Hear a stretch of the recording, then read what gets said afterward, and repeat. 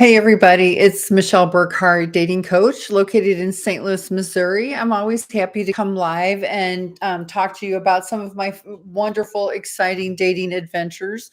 Um, Today, I wanted to talk to you about something that happened it's kind of good news, bad news. It's a little bittersweet, actually. So I met this guy on Match, and I do a lot of my dating on Match because I'm really comfortable with that. And it took us a really long time to meet, which is unusual for me because I like to kind of move through the process really quickly. It's like I like to move from, the platform to a phone call, then to a date, and I would like to do that really quickly. And so I couldn't do that this time because he was traveling out of town. Which again, note to self or note to you: if you can't meet somebody in person within like 10 days, they're probably a scammer. So you should probably really keep an eye on that. But in his case, we were able to actually meet. So I felt better about that.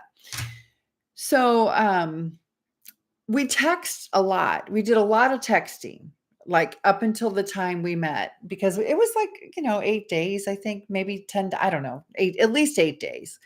So we text a lot, which was kind of weird that he wouldn't call. But in a way, it was like, well, it was kind of better because obviously then I would, we had some pretty, good conversations, just texting that we might not have had when we met, right? Because you can say a lot of different things when you're texting rather than when you're actually having a conversation. If you're bolder, you're probably a little bolder. So we met, and actually, I was surprised. I mean, he was better looking in person. He was fun. He was funny. He was smart. He could adult well.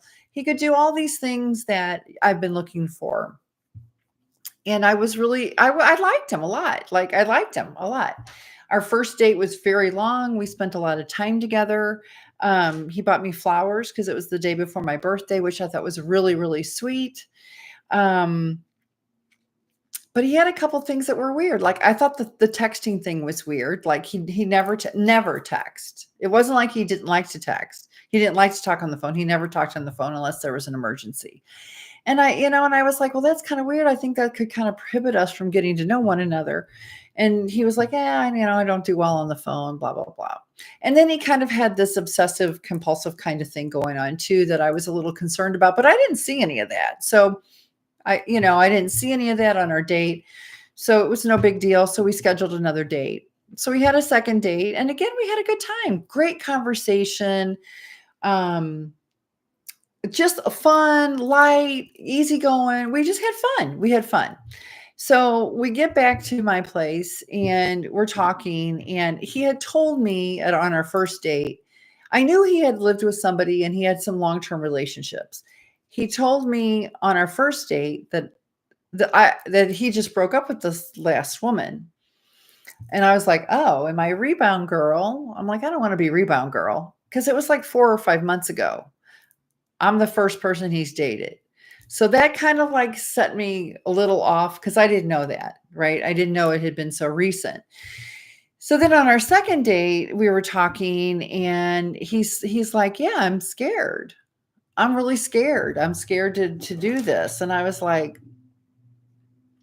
I've been divorced a long time. I haven't been in a relationship. So I'm healed. I'm ready. I'm ready for love, And I was like, okay. So then, I mean, that was fine. I get it. I didn't say anything. So that was like, I don't know, what the next, like that was our second date. And then after the second date, the next day, he sent me a text and he said, "Hey, hope your day went well. I don't really feel like talking, but I can if you want to." And I was like, "Yeah, no, I'm good." And I was like, wait a minute. I've just met this guy. We're supposed to be all giddy and excited. And we're not. I mean, he doesn't really want to text me, and I don't really want to text him. And I'm already concerned that, he's not ready to like really to open his heart. I was like, I don't think this is the right guy for me, and it was a bummer because I really did like him. He was really nice. So I sent him a text and I just said, I think we're at different places in our love journey. And I wish you all the best. I mean, in essence, that's what I said. I might have filled in it with a little few more words, but I didn't. And of course he responded and but it didn't get ugly or anything. And so what I was really thinking about when I thought about this whole thing, you absolutely have to be ready to say next. You really do. You cannot, I don't want to settle. I feel like I'm too old to settle for someone. And he was a nice guy. It wasn't that he wasn't a nice guy, but you don't want to settle. And when I'm coaching my clients, because of course, I'm a dating coach. When I'm coaching my clients, I always tell them everyone you date brings you closer to the right man for you. And I really see this happening in real life, like right now, because the last two men that I've dated, I feel like I'm getting closer and closer to the man that I'm really looking for in a partner for the long term.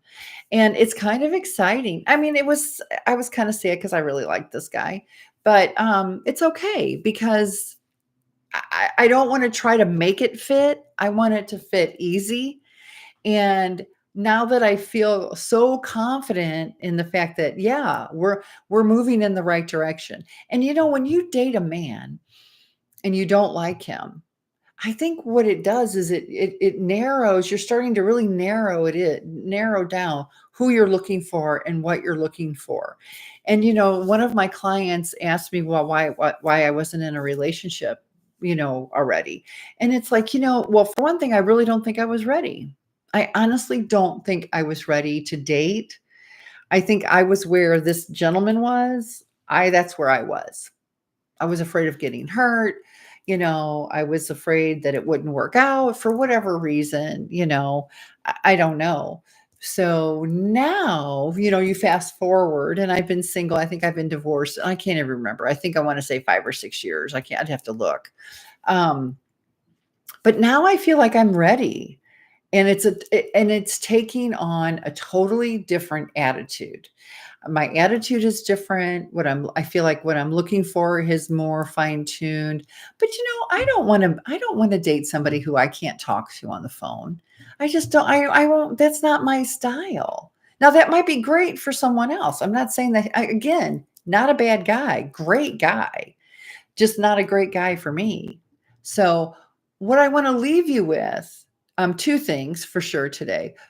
You have to be ready to say next, because if you're not ready to say next, what's going to happen is you're going to end up settling for somebody that is not a good fit for you. And you don't want to do that at any age, but especially not when you're 50 and over at this stage of life. Okay. So that's the one thing. And the other thing, I really want you to go into this dating process knowing that everybody you date is taking you closer and closer to the right man for you. And I really like that. I feel it. I just feel it. And if I feel it for me, I feel it for you too. So that's really all I wanted to say today. I'm so glad that you're popping in to watch. I hope you found this interesting. Dategreatguys.com is my website. Be sure to subscribe below just so you can, and I think there's a bell you can click so that you're notified. I usually come live a couple times a week.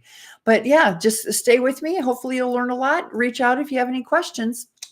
Love you all. See you later. Bye.